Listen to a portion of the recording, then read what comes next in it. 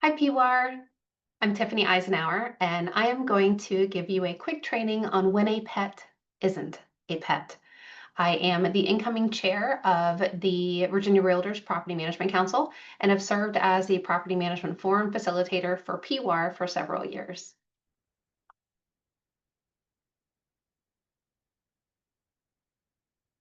So specifically when you're working with rental clients, whether it be tenants or landlords, you want to brush up very specifically on fair housing and on assistance animals and pets. A few resources for you as we start this training on residential rentals. First and foremost, while I am a broker and I am a realtor, I am not your broker for many of you. And so your first and foremost resource is going to be your broker.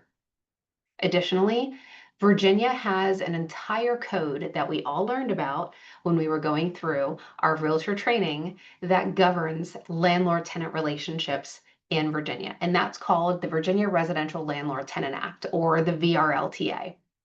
I have the code here on our screen. You can also very easily Google VRLTA. There is a code that is updated twice a year, just like all of our other real estate laws can be updated twice a year. And then you have the Virginia Department of Housing and Community Development, the DHCD. The website there is as well. And I provide this website to renters and landlords almost on a daily basis. It has incredible information. It has the VRLTA link. It also has resources for landlords and for tenants to assist if they're DIYing their management. I also highly recommend the Virginia Realtors Legal Podcasts, the Virginia Realtors Legal Hotline. As of today, Virginia Realtors does, so today is October 2nd, 2025, Virginia Realtors has legal counsel. And so contacting the legal hotline will get you incredible information.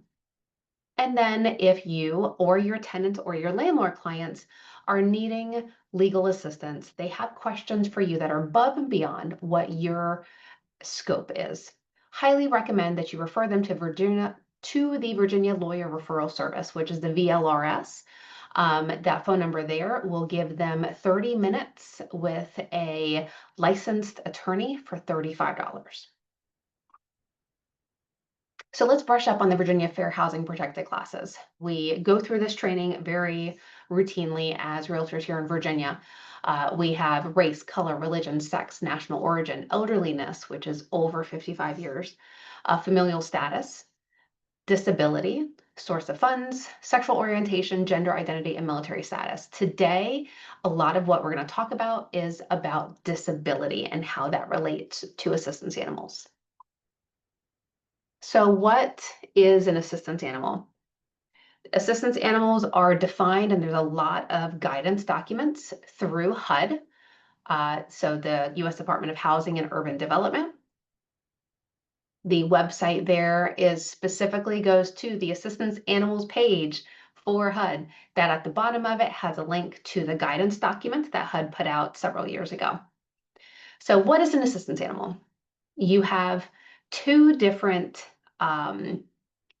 animals that fall under that umbrella. You have your service animals that are trained for specific tasks, so a seeing eye dog. And then you have support animals that are there to provide comfort and are not trained for any specific task. Your support animals are going to be your emotional support animals. Not considered pets under the law, so that's why we're using the word animal as opposed to pet. You'll also notice that in the revisions to the rental applications are now referring to animals instead of pets in the initial screening questions. Under the Fair Housing Act, landlords must allow assistance animals with a reasonable accommodation from the tenant.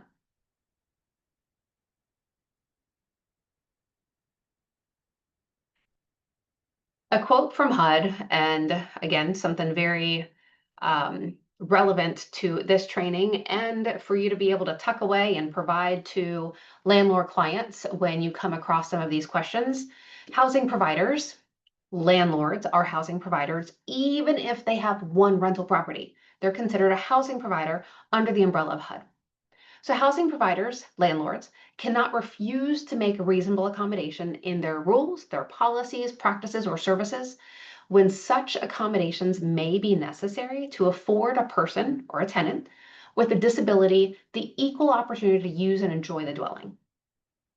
So what are the responsibilities for landlord and tenant? The landlord's responsibilities, they can't charge any fees or deposits for the assistance animal. No pet fees, no move-in fees, no security deposits, no one-time fees. Nothing can be charged for that animal because it's not a pet. The landlord may request verification if the disability is not apparent. And the landlord cannot impose breed restrictions or size restrictions with the assistance animal, even if their insurance says that they can't have an aggressive breed. Then it's the landlord's responsibility to look and get different insurance. If the HOA or the condo association has rules against aggressive breeds or sizes, well, they're also required to follow fair housing, and therefore they would have to comply and they would have to make the reasonable accommodation for our tenant. The tenant's responsibilities here. So the tenant's responsibilities include providing reliable documentation if the disability or the need for the animal is not obvious. So what does that mean? That means that if you have a tenant that rolls up to a showing or comes to your office to submit an application or sign a lease and they're in a wheelchair, it is visible that they have a disability that they need this assistance animal for. You shouldn't be asking for documentation to verify a visible disability. Now, invisible disabilities are things that we do need documentation for. And so that's where the tenant is responsible for providing us with that reliable documentation. And the tenant is also responsible for any damages that are caused by the animal. Just because the animal is allowed based off of the reasonable accommodation does not mean that the tenant is not responsible for still maintaining their lease obligations of keeping the property clean, of controlling the animal, cleaning up after the animal, and the animal not being a nuisance to neighbors.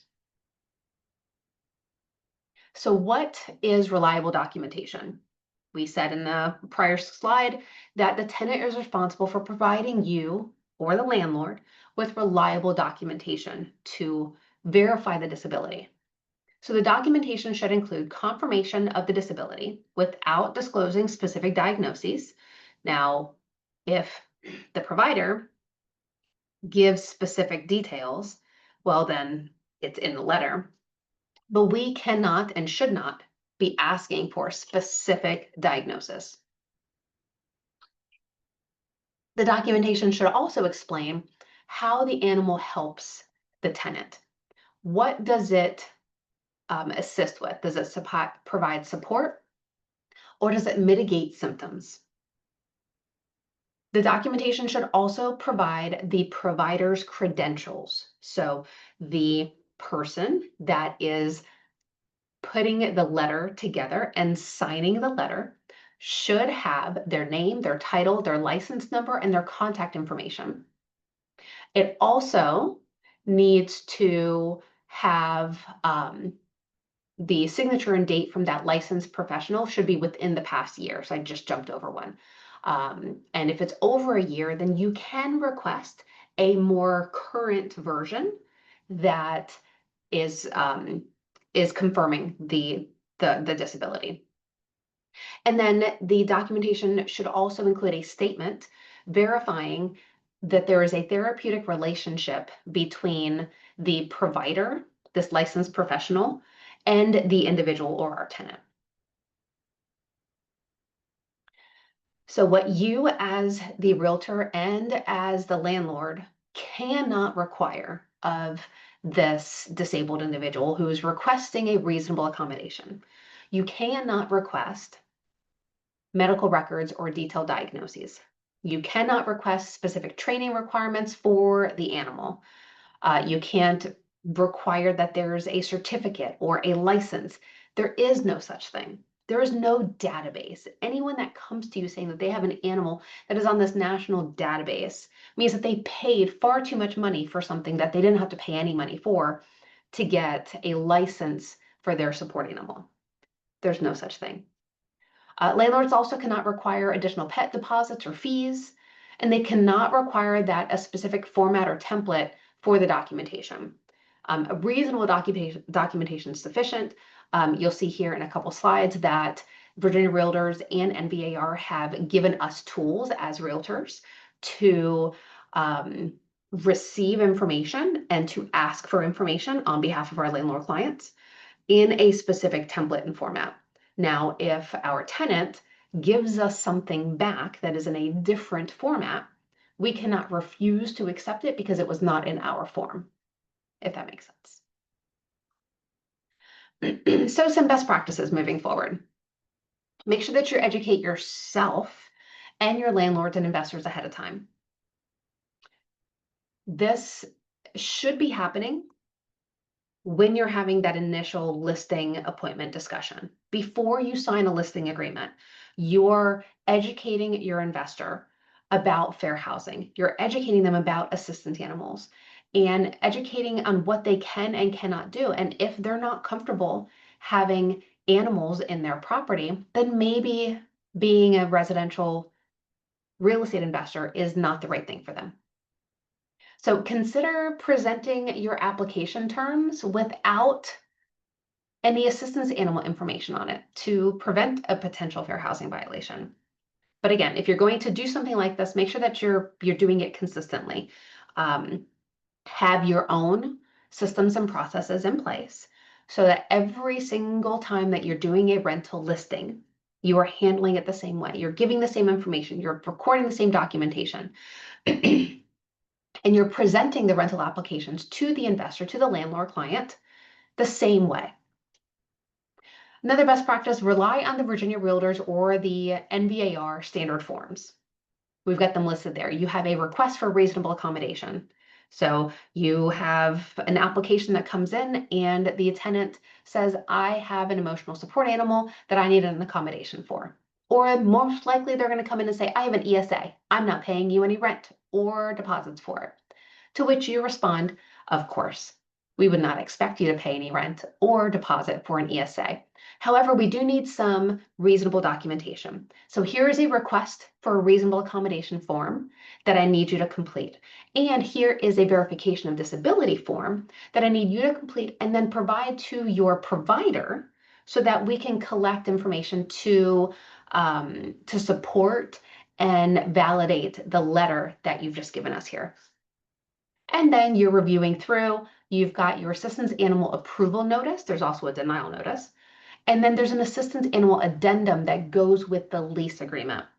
This assistance animal addendum is going to look very similar to a pet addendum, except it does not have rent and does not have deposits on it. Otherwise, everything else is very much the same because, again, the tenant is still responsible for making sure that that animal is following all of the rules of the community, that it's not a nuisance, it's picking up after it, and it's responsible for any damage that might come to the property, inside or outside, as a result of that animal. And last but not least, don't dig. Err on the side of caution. You do not want a fair housing complaint against you because you pushed back too much when a tenant asked for a reasonable accommodation with their application. It's so much better to accept the assistance animal than to push back or scrutinize those documents too closely. So as a reminder, the forms that you are using with pets and assistance animals are here. We've got our pet addendum, request for reasonable accommodation. It is different from a request for a reasonable modification. There's two different forms there. You also have the verification of disability, your assistance animal approval notice, and your assistance animal addendum. I hope that this helped you to brush up on some fair housing, brush up on your assistance animals, the difference between a service animal and a support animal. And as always, I'm here if you need any further resources. Thanks for watching.